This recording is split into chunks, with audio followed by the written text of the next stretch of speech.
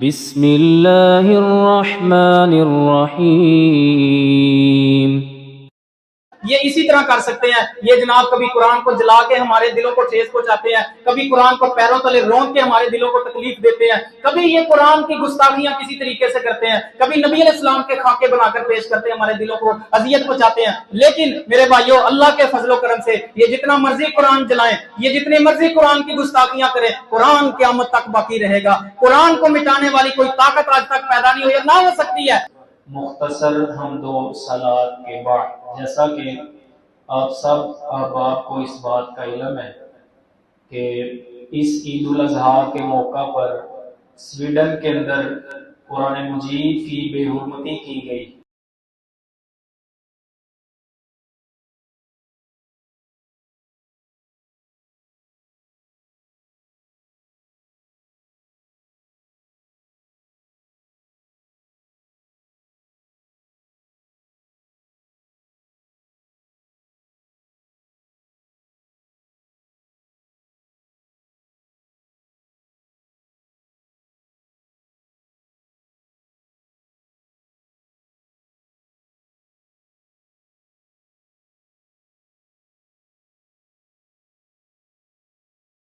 اور اعلانیہ طور پر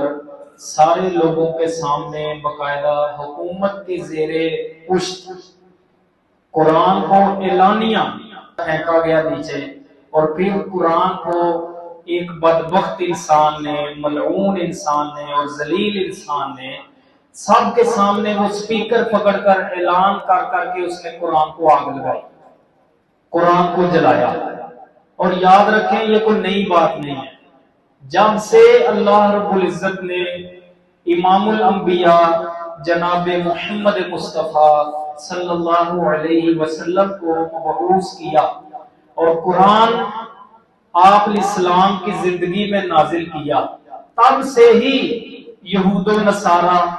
اور مشرکین و دیگر کفار جو ہیں یہ ہمیشہ قرآن کی مخالفت کرتے ہیں۔ پہلے انہوں نے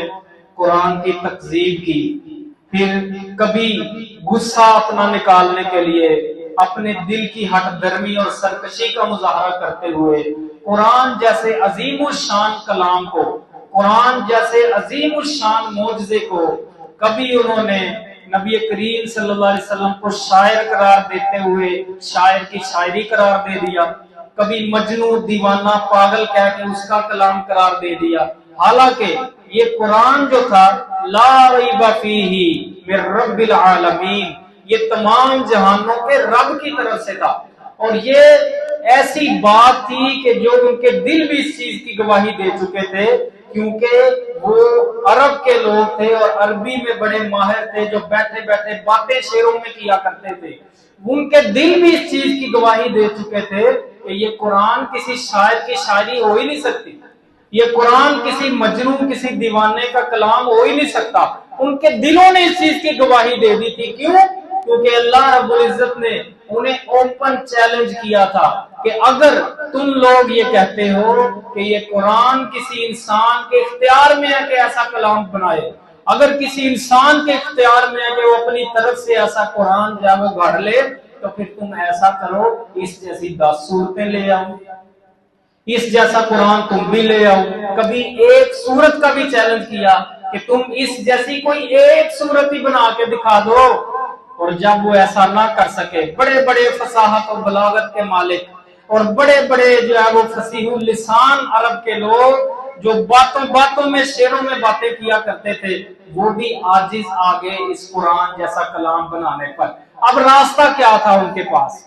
قرآن کو جھٹلا تو سکے نہیں، نہ دلائل سے قرآن کا مقابلہ کر سکتے تھے، کیونکہ قرآن تو لا ریب کتاب تھی اور قرآن تمام جہانوں کے رب کا کلام تھا، اس کی مثل کوئی چیز ہو ہی نہیں سکتی تھی۔ اب انہوں نے راستہ کیا اختیار کیا کہ قرآن کی تکذیب کرنے کے ساتھ ساتھ اس کا مذاق اڑانا شروع کر دیا۔ کفار مکہ کے بارے میں آپ کو علم ہے، وہ کہا کرتے تھے لو جی اگر یہ اللہ کا کلام ہے، تم کہتے یہ من رب العالمین ہے، یہ تمام جہانوں کے رب کی طرف سے نازل شدہ ہے، تمام جہانوں کا رب اتنی عظیم الشان ہستی ہو اور اپنے کلام میں وہ کتے کی بات کرے، اپنے کلام میں گدھے کی بات کرے، اپنے کلام میں مکھی کی مثال دے، اپنے کلام میں مکڑی کی مثال دے. یعنی دلوں کا بغض نکالنے کے لیے انہوں نے یہ راستہ اختیار کیا کہ اس طرح کے بے حیا قسم کے جو ہے وہ اعتراضات کر کے اپنے دلوں کا غصہ ٹھنڈا کرتے تھے. اور ہمیشہ سے نبی صلی اللہ علیہ وسلم کے دور سے ہی کفار آج تک ایسا کرتے چلے آئے ہیں اور آج بھی ہمارے سامنے ہے کہ کبھی دیکھیں جیسے جیسے وقت گزرتا گیا, نبی علیہ السلام کے دور میں تو اتنی جرت ویسے نہیں تھی کہ کوئی اعلانیہ اس طرح قرآن جلاتا, کیونکہ اس وقت مسلمان جو تھے وہ بھی ایمانی غیرت رکھتے تھے اور ان کے اندر ایمانی جذبہ تھا. آج ہمارے ٹھیک ہے لوگوں نے احتجاج کیا, ریلیاں نکالی, پلے کارڈ اٹھا کر احتجاج کیا, لیکن میں یہ سمجھتا ہوں یہ مردہ احتجاج ہے. یہ کیا ہے؟ یہ مردہ احتجاج. ہونا چاہیے, میں یہ نہیں کہہ رہا کہ نہیں ہونا چاہیے, یہ احتجاج ہونا چاہیے. چلو کم از کم ہم جتنی طاقت رکھتے ہیں سوشل میڈیا پہ آواز اٹھائیں. حق ہے ہمارا, ایمان کا اظہار کرنے کے لیے ہماری ذمہ داری ہے کہ ہم سڑکوں پر نکلیں, ہم احتجاج ریکارڈ کروائیں, ہم سوشل میڈیا پر آواز اٹھائیں. لیکن بہرحال یہ احتجاج آپ دیکھ رہے ہیں کہ ہوتے آ رہے ہیں. یہ احتجاج رکے, تھوڑا عرصہ کچھ عرصہ گزرتا ہے, اگلی گستاخی آ جاتی ہے. کیوں ایسا؟ ایسا کیوں ہے؟ بڑے بڑے جلسے ہم کرتے ہیں اور بڑے آواز اٹھاتے ہیں, اعلانیہ جو ہے وہ احتجاج, پھر بھی وہ کافر نہیں رکتے. میرے بھائی اس کی وجہ کیا ہے؟ اس کی وجہ یہ ہے کہ جب تک مسلمانوں میں غیرت تھی, جب تک مسلمانوں میں ایمانی جذبہ تھا, یہ کافروں کی جرت نہیں تھی. جھٹلاتے رہے ہیں, تکذیب کرتے رہے, اب بھی کریں, ہمیں کوئی پرواہ نہیں. قرآن کی تکذیب کریں, قرآن کو جھٹلائیں, لیکن جب تک مسلمان ایمانی غیرت کے جذبے سے سرشار تھے, کافروں کو جرت نہیں تھی کہ وہ اس طریقے سے اعلانیہ لوگوں کے سامنے اعلان کر کر کے, اور خصوصاً سوشل میڈیا کا دور, انہیں بھی پتا ہے کہ پوری دنیا میں آواز جانی ہے, پوری دنیا میں ہماری یہ کرتوت جانی ہے, لیکن اس کے باوجود وہ اتنے بے باک کیوں ہیں, وہ اتنے نڈر کیوں ہیں؟ کیونکہ انہیں پتا ہے مسلمانوں کے اندر اب وہ غیرت رہی نہیں, مسلمانوں کا قرآن سے وہ تعلق رہا ہی نہیں جو کبھی ہوا کرتا تھا. جب قرآن سے مسلمانوں کا تعلق تھا, مسلمان قرآن کی عملی تصویر تھے, تب تک کسی کافر کو جرت نہیں تھی کہ وہ اس طریقے سے قرآن کی گستاخی کرتا, وہ اس طریقے سے اعلانیہ قرآن کی جو بے حرمتی کرتا. یہ اب اس لیے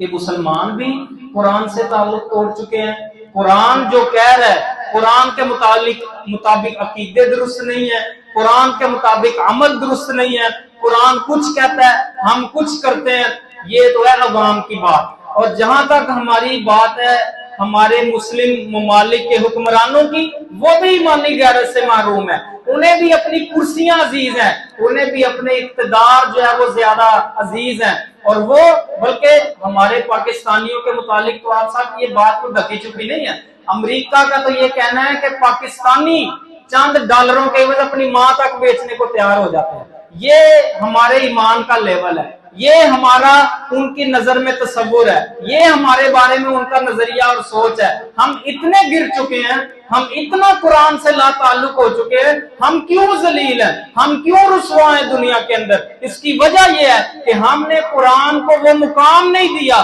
جو اللہ رب العزت نے اس قرآن کو مقام دیا تھا. ہم نے قرآن کو وہ اہمیت نہیں دی جو اللہ رب العزت نے اس قرآن کو اہمیت دی تھی. اور اقبال نے اسی وجہ سے کہا تھا صحابہ کرام کے بارے میں, اولین مسلمانوں کے بارے میں, کہ وہ معزز تھے زمانے میں مسلمان ہو کر, وہ معزز تھے زمانے میں مسلمان ہو کر, ہم خار ہوئے تارک قرآن ہو کر, ہم ذلیل ہوئے تارک قرآن ہو کر, ہم خوار ہوئے, ہم گر گئے, ہم اس قرآن کو چھوڑ کر ذلیل و رسوا ہو گئے. اور یہ علامہ اقبال کا جو شعر ہے نا, یہ ایک حدیث کی عکاسی ہے. صحیح مسلم کی حدیث سن لیں, نبی اکرم صلی اللہ علیہ وسلم نے فرما دیا تھا آج سے 1450 سال پہلے, ان اللہ یرفع بہذا الکتاب اقواما ویدع بہ آخرین. لوگوں سن لو, یہ قرآن وہ عظیم کتاب ہے, یہ قرآن وہ عظیم الشان اللہ کا کلام ہے کہ اس قرآن کی وجہ سے اللہ بہت سے لوگوں کو عروج دے گا, اس قرآن کی وجہ سے اللہ بہت سے لوگوں کو عظمت دے گا, اس قرآن کی وجہ سے اللہ بہت سے لوگوں کو عزتیں دے گا, بلندیاں دے گا. لیکن وَيَذَرُ بِهِ آخَرِينَ, بہت سے لوگ ایسے بھی ہوں گے کہ اس قرآن ہی کی وجہ سے اللہ انہیں ذلیل و رسوا کرے گا, اللہ انہیں گرا دے گا. کیا مطلب ہے کہ جو لوگ اس قرآن کو صحیح طور پر مقام دیں گے, جو مقام اللہ نے دیا, جو لوگ اس قرآن کو سینے سے لگائیں گے, جو لوگ اس قرآن کو پڑھیں گے, پڑھائیں گے, سیکھیں گے, سکھائیں گے, قرآن کو صرف ثواب کی کتاب نہیں انقلاب کی کتاب سمجھیں گے. قرآن یہ صرف ہم نے ثواب کی کتاب سمجھی, پڑھو پڑھاؤ, مردوں کو بخشو اور جناب اس کو خوبصورت غلاف میں لپیٹ کر الماریوں کی زینت بناؤ, کچھ چوری شوری ہو جائے تو سر پہ اٹھوا دو وضو کروا کے, اگر کوئی بیماریاں تو تعویذ بنا کے اس کا گلے میں لٹکا لو. ہم نے تو قرآن کو صرف ان چیزوں تک محدود رکھا نا, حالانکہ قرآن کو کیا تھا, یہ قرآن انسانیت کی ہدایت کے لیے تھا, یہ قرآن انسانوں کو جنت کا راستہ دکھانے آیا تھا, یہ قرآن لوگوں کو گمراہیوں کی دلدلوں سے نکالنے کے لیے آیا تھا. لیکن ہم نے یہ قرآن جو انقلاب کی کتاب تھی, ہم نے اسے صرف ثواب کی کتاب سمجھ لیا, ہم نے اسے الماریوں کی زینت بنا دیا, ہم نے اسے چوریوں پر اٹھانے کے لیے رکھ لیا, ہم نے اسے قسمیں کھانے کے لیے صرف محدود کر دیا, ہم نے اسے تعویذ بنانے کے لیے محدود کر دیا. حالانکہ قرآن تو زندگیاں بدلنے آیا تھا, اور یہی وجہ ہے کہ وہ معزز تھے زمانے میں مسلمان ہو کر, ہم خار ہوئے تارک قرآن ہو کر, جنہوں نے سینے سے قرآن کو لگایا تھا نا صحابہ کرام نے, اور قرآن کی عملی تصویر بنے, قرآن جیسا کہتا تھا کر کے دکھاتے تھے. کہ صحابہ کرام کے بارے میں ان کا کیا معمول تھا, یہ سنن الدارمی کی روایت ہے حسن سند کے ساتھ, کہ صحابہ کرام کا معمول تھا 10 آیتیں کر کے سیکھتے تھے نبی صلی اللہ علیہ وسلم سے, اور جب تک 10 آیتوں کو عملی زندگی میں نہ لے آتے, 10 آیتوں کو صحیح طریقے سے علم و عمل کے اعتبار سے سمجھ نہ لیتے, اگلی 10 آیتوں کی طرف نہیں چلتے تھے. ہم نے تو یہاں پر ایک دن میں 30 حافظ بٹھاؤ, 30 پارے پڑھا کر دادی جی کو بخش دو. یعنی ہم نے قرآن کو کیا بنا دیا, قرآن آیا کس لیے تھا, ہماری زندگیوں کو بدلنے کے لیے. قرآن آیا کس لیے تھا, ہمیں جنت کا راستہ دکھانے کے لیے. لیکن ہم نے قرآن کو الٹے کاموں کے لیے استعمال کرنا شروع کر دیا. تو صحابہ کا معمول کیا تھا, 10 آیتیں نبی علیہ السلام سے سیکھتے تھے, اور جب تک ان 10 آیتوں پر عمل نہیں کر لیتے تھے, اگلی 10 آیتوں کی طرف نہیں جاتے تھے. اور ہمارے یہاں پر پورا قرآن تراویحوں میں پڑھ کے سنا دیا جاتا ہے, ہمارے ساتھ پڑھی نہیں رہی تھی, پتہ ہی کوئی نہیں ہے قرآن کا مطلب کیا ہے, قرآن کا فہم کیا ہے. اور قرآن کے فہم سے ہم دور, قرآن سے تعلق ہمارا کمزور. اسی وجہ سے یہ میں وجہ بتا رہا ہوں کہ کافر کیوں اتنے بے باک ہیں, کافر کیوں اتنے نڈر ہیں. اللہ کی قسم, ایک تو ہم اپنا تعلق قرآن کے ساتھ مضبوط کریں, قرآن کو اپنی عملی زندگی میں لاگو کریں, قرآن کے مطابق ہم جو ہے وہ اپنی زندگیوں کو ڈالیں, اپنے بچوں کو قرآن کی تعلیم دیں, اپنے گھر والوں کو قرآن کی تعلیم دیں, قرآن کو عام کریں, قرآن کو نشر کریں, قرآن کی جو ہے وہ نشستیں ہوں, قرآن کے درس و تدریس کی محفلیں سجے, قرآن کے فہم کی محفلیں سجے, ہر مسجد میں ترجمہ قرآن ہو, ہر مسجد میں جو ہے وہ قرآن کی تعلیم دی جائے تب. اور پھر قرآن کی صرف تعلیم کافی نہیں, قرآن کی تعلیم ہونے کے ساتھ ساتھ عمل شروع کریں مسلمان. پھر اللہ کی قسم یہ کافروں کو جرت نہیں, انہیں پتا ہے کہ قرآن سے ان کا تعلق کوئی نہیں, انہوں نے زیادہ سے زیادہ سڑکوں پہ نکل جائیں گے, پتہ چل جائے گا ان کو گستاخی ہوئی ہے, احتجاج ہو جائیں گے, ریلیاں نکل آئیں گی, ہمارا کیا جانا ہے. انہیں پتا ہے ہم پھر 2-4 مہینے گزریں گے, پھر کوئی نمی گستاخی کر کے دکھائیں گے. وہ اتنے بے باک ہیں, اتنے نڈر ہیں, اور وجہ ہم ہیں کہ ہم نے ان کو یہ اپنی عملی تصویر دی ہے کہ ہم ڈالروں پہ بکنے والے لوگ ہیں, ہم جو ہے وہ ہمیں اپنے اقتدار, دنیا, پیسہ زیادہ عزیز ہے, ہمیں کوئی پرواہ نہیں, کرو گستاخیاں, ہمیں کوئی پرواہ نہیں کرو. یعنی یہ ہمارا قصور ہے کہ ہم نے اپنا یہ نظریہ ان کے سامنے رکھا ہے کہ ہمیں ایمانی غیرت سے کوئی تعلق نہیں. تو یہ تو عوام کی بات ہے. حکمران میرے بھائیوں, 2 واقعات آپ کو سنانے ہیں کہ جب تک حکمران غیرت مند تھے, عباسی خلیفہ گزرا معتصم, ये जरा अंदाजा करना है आपने। एक औरत मजलूम थी, अमूरिया इलाका, अमूरिया का बादशाह और अब्बासी खलीफा मोतसिम, मुसलमानों का खलीफा, मुसलमानों का अमीर। उसे पता चला कि फुला अमूरिया इलाके का जो बादशाह है वो एक बूढ़ी मुसलमान औरत के ऊपर जुल्म कर रहा है, और वो मुसलमान औरत पुकार रही थी मोतसिम खलीफा को। उसे ये बात पहुंची कि फुला अमूरिया इलाके में एक मजलूम मुसलमान औरत है जो आपको पुकार रही है मदद के लिए। उस वक्त के कई लोगों ने कहा जी, नजूमी भी कई थे, मैंने पढ़ा है कि उन नजूमियों ने कहा जी सितारे ये बता रहे हैं कि अमूरिया का इलाका जंग से जो है वो फतह नहीं किया जा सकता, उन पर हमला करके फतह याद नहीं हुआ जा सकता। उस खलीफा को मोतसिम मुसलमान गैरतमंद था, उसने कहा ये कैसी बात करते हो, बल्कि एक रिवायत के मुताबिक उन नजूमियों को कत्ल करवा दिया और 4000 तेज रफ्तार घोड़े और अपने साथ सिपाही लेकर फौरन निकला और जाकर उसने, सख्त सर्दी का मौसम था, सख्त सर्दी का मौसम था, कमाने भी सही काम नहीं कर रही थी। बास सिपाहियों ने कहा जी ये ऐसा वक्त है कि कमाने भी हम चलाने से काफी, इतनी ठंड है हम तो नहीं लड़ सकते। उसने आगे होकर उनको भी उनका ईमानी गैरत को जगाया, जज्बा उजागर किया, पकड़ कर उनकी कमाने खींच कर उनको दिखाई, ये देखो चलाओ इस तरीके से, उनका भी हौसला बढ़ाया। बाकी करने के बाद चंद घंटों के अंदर अमूरिया इलाका फतह कर दिया और उस कुएं पर पहुंचा जहां वो बूढ़ी मुसलमान औरत मजलूम थी, वहां से उसको निजात दिलाई। और जब ये उसे खबर मिली थी ना, वहां पे एक गुलाम उसे शरबत पेश कर रहा था, उसने कहा मेरे ऊपर अब मुझे कानों में जब पड़ गई है कि मुसलमान औरत एक मजलूम उस पर जुल्म हो रहा है, तब तक मेरे लिए आराम करना हराम है, तब तक मेरे लिए ये दुनिया की लज्जतें उठाना हराम है, जब तक मैं अपनी मुसलमान बहन की, अपनी मुसलमान उस खातून को जुल्म से निजात नहीं करवाता। उस मुसलमान औरत को भी बचाया बल्कि पूरा इलाका ही फतह किया। 4000 जो नजूमी अपने सितारों के इल्म से इलाका फतह नहीं कर पा रहे थे, उन्हें कत्ल करवाकर 4000 सिपाही, 4000 घोड़े लेकर तेज रफ्तार जाकर उसने वो इलाका फतह किया। ये मुसलमान याद आते हैं। और कहीं सलाहुद्दीन अय्यूबी, जब तक उसने आराम का सांस नहीं लिया, जब तक उसने जो है वो फलस्तीन को, बैतुल मकदस को सलीबियों से आजाद नहीं करवाया, और उसने कहा था मेरे ऊपर चारपाई पर सोना हराम है, मेरे ऊपर दुनिया की लज्जतें उठाना हराम है, जब तक मैं इन काफिरों से बैतुल मकदस को जो है वो आजाद नहीं करवा लेता। और फिर उसने करके दिखाया 1178 ईस्वी में बैतुल मकदस को उसने फतह किया। और भाइयों ये गैरतमंद थे, इनके अंदर ईमानी जज्बा था, ये ईमानी जज्बे से, ईमानी गैरत से सरशार थे। आज हमारे हुक्मरानों को अपना इख्तिदार अजीज है, अपनी कुर्सियां अजीज हैं, ईमानी गैरत से मारूम है। यही तो वजह है कि काफिरों को कोई परवाह नहीं है कि इन्होंने क्या कर लेना है, ज्यादा से ज्यादा सड़कों पे निकले, एहतजाज, रैलियां, ये वो, बस हम तो अपना काम जारी रखेंगे। मेरे भाइयों ये तब तक निजाम नहीं बदलना जब तक सबसे पहले अवाम, मैं और आप मुखातिब हूं, मैं भी अपने आप को बीच में शामिल कर रहा हूं, जब तक हम कुरान को अपनी अमली जिंदगियों में नाफिज नहीं करेंगे, जब तक हम कुरान की अमली तस्वीर नहीं बनेंगे, जब तक हम अपने अंदर ईमानी जज्बा उजागर नहीं करेंगे, तब तक ये काफिर, ये जो है वो नापाक कोशिशें, नापाक जिसारतें करते रहेंगे। कभी कुरान की गुस्ताखी करेंगे, कभी जो है वो ये नबी करीम सल्लल्लाहु अलैहि वसल्लम की गुस्ताखी करेंगे। और आपके इल्म में आपने देखा कि जैसे दौर गुजरता गया, हर दौर के काफिर अपनी अपनी चालें चलते गए,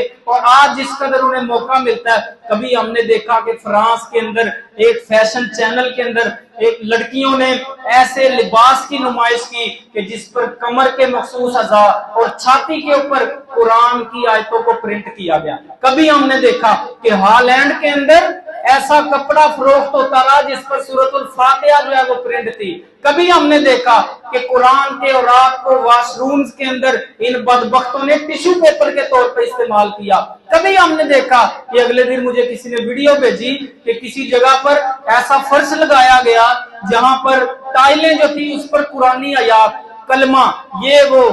लिखकर उसका फर्श बिछाया गया, उस पर चलते थे। तो मेरे भाइयों कभी हमने देखा कि अमेरिका के अंदर ऐसे कार्ड अमेरिका ने जो है वो प्रिंट किए कि जिसके ऊपर कुरानी आयात का जो है वो इस तरीके से फ्रेम और उसके अंदर बनाना औरतों की तस्वीरें। یہ اس طریقے سے ناپاک جسارتیں یہ کافر کرتے ہیں، وجہ کیا ہے؟ ان سے برداشت نہیں ہوتا، ان سے برداشت نہیں ہوتا کہ قرآن کی دعوت پھیل رہی ہے، قرآن کی وجہ سے مسلمانوں کی تعداد دن بدن بڑھتی جا رہی ہے، قرآن کی وجہ سے، قرآن کی دعوت سے ان کے جو ہے وہ معاشروں کے اندر، ان کے علاقوں کے اندر مسلمانوں کی آبادی بڑھتی جا رہی ہے۔ اور جب وہ دلائل سے مقابلہ نہیں کر پاتے، جب وہ دلائل سے قرآن کو رد نہیں کر پاتے، قرآن کو رد کیا بھی کیسے جا سکتا ہے؟ یہ من رب العالمین ہے، یہ تمام جہانوں کے رب کی طرف سے ہے، یہ اللہ تعالیٰ کا کلام ہے، کبھی دور میں اس کا مقابلہ ہو ہی نہیں سکتا۔ جو عرب کے بڑے بڑے فصاحت و بلاغت والے تھے وہ اس کا مقابلہ نہیں کر سکے، جنہیں اللہ نے اوپن چیلنج دیا تھا کہ تم اگر کہتے ہو کہ یہ قرآن کسی بندے کا کلام ہے، اس صورت ایک صورت لے کے آؤ اس جیسی، وہ نہیں کر سکے، تو آج کے دور میں کیا کرنا ہے؟ یہ اسی طرح کر سکتے ہیں۔ یہ جناب کبھی قرآن کو جلا کے ہمارے دلوں کو ٹھیس پہنچاتے ہیں، کبھی قرآن کو پیروں تلے رونق کے ہمارے دلوں کو تکلیف دیتے ہیں، کبھی یہ قرآن کی گستاخیاں کسی طریقے سے کرتے ہیں، کبھی نبی علیہ السلام کے خاکے بنا کر پیش کرتے ہیں، ہمارے دلوں کو اذیت پہنچاتے ہیں۔ لیکن میرے بھائیوں، اللہ کے فضل و کرم سے یہ جتنا مرضی قرآن جلائیں، یہ جتنے مرضی قرآن کی گستاخیاں کریں، قرآن قیامت تک باقی رہے گا۔ قرآن کو مٹانے والی کوئی طاقت آج تک پیدا نہیں ہوئی اور نہ ہو سکتی ہے، لیکن صرف لمحہ فکریہ یہ ہے کہ یہ تو انہوں نے کرنا ہی کرنا ہے، اور حفاظت کا ذمہ بھی اللہ نے لیا ہے۔ ہمارے احتجاجوں سے اللہ کو کوئی فرق نہیں پڑتا، ہم احتجاج نہ بھی کریں، اللہ نے اس قرآن کی حفاظت کا ذمہ لیا ہے۔ اِنَّا نَحْنُ نَزَّلْنَا الذِّكْرَ وَإِنَّا لَهُ لَحَافِظُونَ۔ پہلی کتابیں بدلتی رہیں، پہلی کتابوں کے اندر مانوی اور جو ہے وہ تفسیری تحریف ہوتی رہی، لیکن جب اللہ تعالیٰ نے قرآن نازل کیا، جب اللہ رب العزت نے قرآن کو جو ہے وہ اتارا، تو اللہ نے کہا اب یہ قرآن کا قانون قیامت تک چل رہا ہے، یہ قرآن وہ کتاب ہے کہ نازل بھی ہم کر رہے ہیں، اس کی حفاظت بھی قیامت تک ہم کریں گے۔ تو یہ حفاظت کا ذمہ تو اللہ نے اٹھایا، لیکن ہمارے لیے لمحہ فکریہ ہے کہ ہماری وجہ سے جو کافر بے باک ہوتے ہیں نا، ہم عملی طور پر کتنا قرآن پر عمل کرتے ہیں، قرآن ہمیں کیا عقیدہ دیتا ہے، ہم کس طرف جاتے ہیں، قرآن ہمیں نبی کی اطاعت کا حکم دیتا ہے، ہم اپنی مرضیاں کرتے ہیں، ہم اپنی خواہشات کی تکمیل کرتے ہیں، قرآن ہمیں جنت کے راستے پر چلاتا ہے، ہم شیطانی راستوں پر چلتے ہیں۔ یہی وجہ ہے کہ ہماری عملی تصویر نہیں ہے قرآن کے مطابق، جس وجہ سے کافر بے باک ہو جاتے ہیں، کافروں کو جو ہے وہ ان کی لگامیں بے باک ہو جاتی ہیں، اور وہ بے باک ہو کر قرآن کی جو ہے وہ گستاخیاں کرتے ہیں۔ میرے پیارے بھائیوں، جب تک ہم اپنی زندگیوں میں قرآن کو جو ہے وہ نافذ نہیں کریں گے، تب تک اس کا کوئی حل نہیں نکلنا۔ جتنے مرضی احتجاج کر لیں، ریلیاں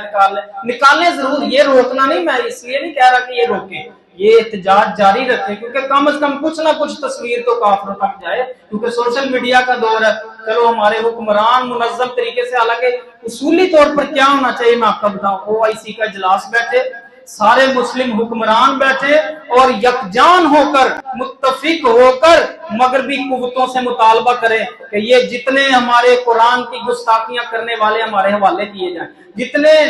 نبی علیہ السلام کی گستاخیاں کرنے والے ان کو ہمارے حوالے کیا جائے، تاکہ ہم ان کو اسلام کے مطابق جو ان کی سزا بنتی وہ انہیں دیں۔ یہ جرت کریں، تھوڑی سی ایمانی غیرت اپنے اندر جگائیں اور اکٹھے ہوں۔ اصل میں ہمارا آپس کا کوئی اتحاد نہیں ہے نا، مسلمان آپس میں پارا پارا ہیں، فرقہ واریت میں بٹے ہیں، آپس میں جو ہے وہ اتنی لڑائیاں جھگڑے ہیں، پھر مسلم ممالک کے جو حکمران ہیں ان کا آپس میں صحیح طریقے سے اتحاد نہیں ہے، مسلمانوں میں اتحاد نہیں ہے، مسلمان متفق نہیں ہے۔ اگر سارے متفق ہو کر آپس میں مل کر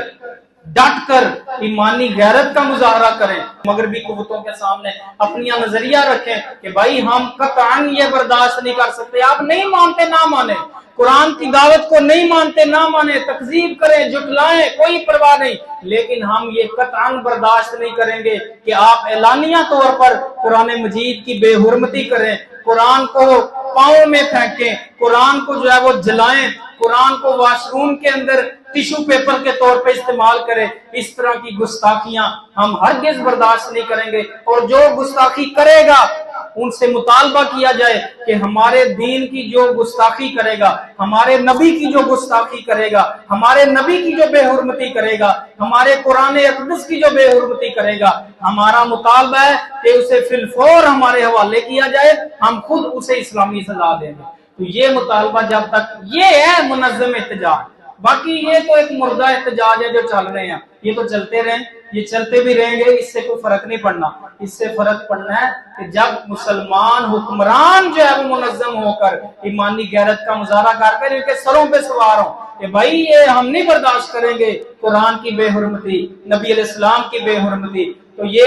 ہماری جو ہے وہ ایمانی کمزوریاں ہیں کہ ہماری وجہ سے آج کافر اتنے بے باک ہیں۔ بہرحال کم از کم بھائیو ہمارے لیے لمحہ فکریہ اور دعوت فکر ہے کہ ہم اپنی زندگیوں میں قرآن کو نافذ کریں۔ یہ آج کا میرا جو پوائنٹ ہے، یہ ساری جو تمہیدی گفتگو تھی تقریباً ایک قسم کی کہ یہ جو کچھ ہو رہا ہے کس طرح کے ناپاک جسارتیں کافر کر رہے ہیں، لیکن اصل میں یہ نظام کب بدلے گا، یہ کب رکیں گے؟ سب دو کام ہیں۔ سب سے پہلا عوام عملی طور پر میدان میں آئے، قرآن پر عمل کر کے دکھائے، وہ جس قدر گستاخی کرے مزید انہیں عملی طور پر ہم جو ہے وہ قرآن پر عمل کر کے بتائیں، انہیں یہ ہو کہ یار ہم گستاخی کرتے ہیں، یہ تو اور زیادہ عمل کر کے دکھاتے ہیں قرآن پہ، پھر جو ہے وہ نظام بدلے گا۔ اور دوسرے نمبر پر ہمارے حکام بالا جو ہیں ان سے بھی گزارش ہے، اور وہ جب تک منظم نہیں ہوں گے اور وہ ایمانی غیرت کا مظاہرہ کرتے ہوئے اوپر والی سطح پر جو ہے وہ یہ آواز نہیں رکھیں گے، تب تک یہ کافر کبھی باز نہیں آئیں گے۔ ان سے لا تعلقی کا اظہار کیا جائے، ایسے ممالک جو اعلانیہ قرآن کی یا نبی علیہ السلام کی گستاخی کرتے ہیں ان کی مصنوعات کا بائیکاٹ کیا جائے، جو کچھ ہم کر سکتے ہیں وہ کریں، مزید ایک قدم آگے بڑھیں کہ ان سے مل کر جو ہے وہ مطالبہ کریں کہ جو بھی ہماری قرآن کی یا نبی علیہ السلام کی گستاخی کرے گا اسے ہمارے حوالے کیا جائے، ہم اسے جو ہے وہ سزا دیں گے۔ اللہ رب العزت سے میں دعا کرتا ہوں اللہ میرے سمیت ہم سب کو قرآن مجید سے کما حق محبت کرنے کی توفیق عطا فرمائے، اور قرآن پر عملی زندگی میں جو ہے وہ قرآن کو نافذ کرنے کی اللہ ہمیں توفیق عطا فرمائے، قرآن کو اپنی نسلوں میں پہنچانے کی توفیق عطا فرمائے، قرآن کے واعظ و نصیحتیں، قرآن کے درس و تدریس کا معاملہ ہر مسجد میں جو ہے وہ ہمیں کرنے کی توفیق عطا فرمائے۔ وآخر دعوایا ان الحمد للہ۔